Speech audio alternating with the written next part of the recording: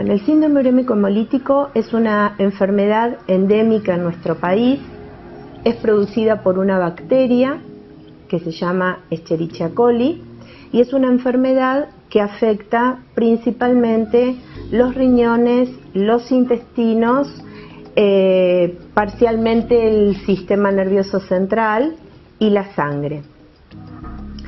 El agente productor es una toxina que se llama gigatoxina, que la produce esta bacteria que se llama Escherichia coli. La bacteria es un habitante normal, es un huésped normal del intestino del ganado vacuno.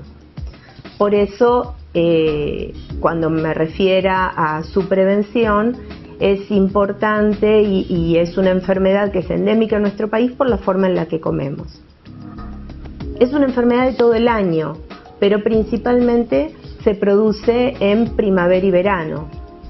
Puede afectar todas las edades, pero el grupo más susceptible, los de mayor riesgo, son los niños pequeños, fundamentalmente los menores de 5 años. El síntoma principal, y por eso la importancia de mencionarla en esta época del año, es la diarrea con sangre. Por eso en general los pediatras, cuando nos consultan por una diarrea común, siempre referimos que si aparecen deposiciones con sangre es un motivo de consulta urgente.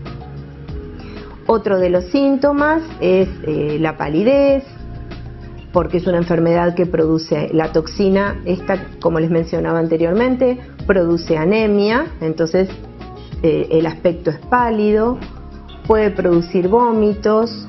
Por su afectación del sistema nervioso central, los chiquitos, depende de la edad, se pueden poner irritables o con tendencia al sueño. Estos son los síntomas más importantes. Lo importante al hablar de esta bacteria y de esta enfermedad es hablar de la prevención. Como les comentaba anteriormente, la bacteria vive en el intestino del ganado vacuno. Por el modo de faenamiento de la carne que tenemos en nuestro país, en el momento de faenar el ganado vacuno, la bacteria que vive en el intestino se pega a la superficie de la carne. Y al ingerir carne que no esté lo suficientemente cocida, es la vía más común de contagio. Como la bacteria se pega a la superficie de la carne, cuando la carne es picada, la bacteria se introduce en la carne, por lo cual es más difícil eliminarla. Para evitar esto, la carne, ¿cómo sabemos que la carne esté bien cocida? La carne no debe estar rosada, fundamentalmente la carne que deben consumir los chicos. La carne debe ser marrón. Hay que evitar la ingestión del jugo de la carne.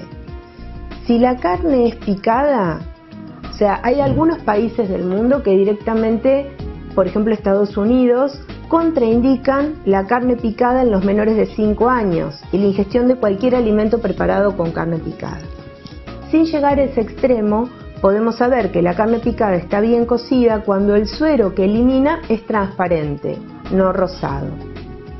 El resto de la carne tiene que ser marrón. La carne debe alcanzar una temperatura, la bacteria se elimina a una temperatura de 70 grados. Pero como habitualmente uno no está midiendo la temperatura de las carnes, una forma práctica de verlo es que no sea rosada. Existe también lo que se llama contaminación cruzada. Por eso es muy importante conservar algunas normas de seguridad en el momento de cocinar.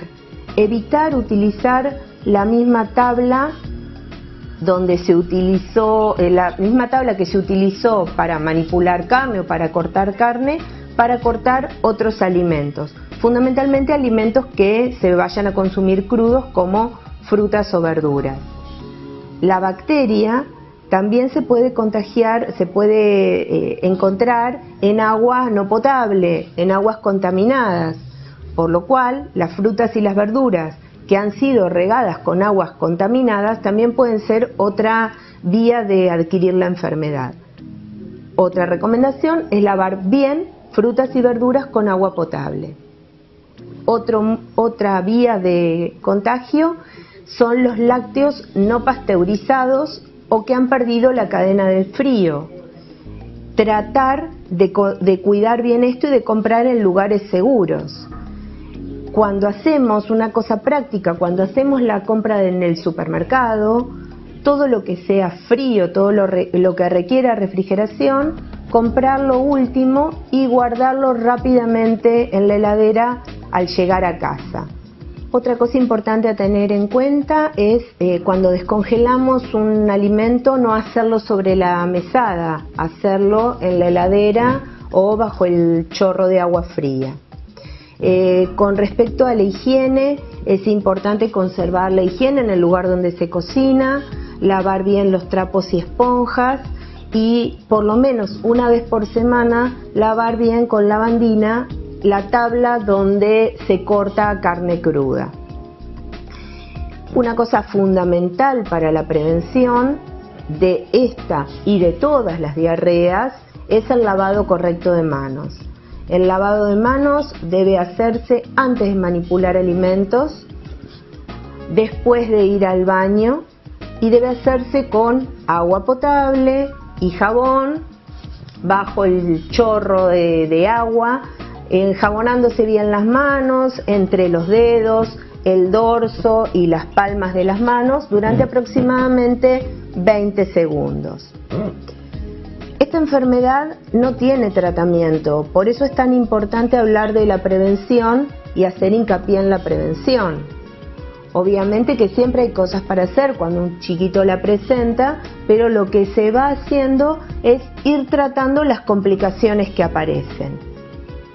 Recordemos entonces, por la época en la que estamos, que empieza a haber más diarreas que en otro momento del año, que uno de los síntomas fundamentales es la diarrea con sangre y esto debiera motivar la consulta urgente a su pediatra o a una guardia pediátrica.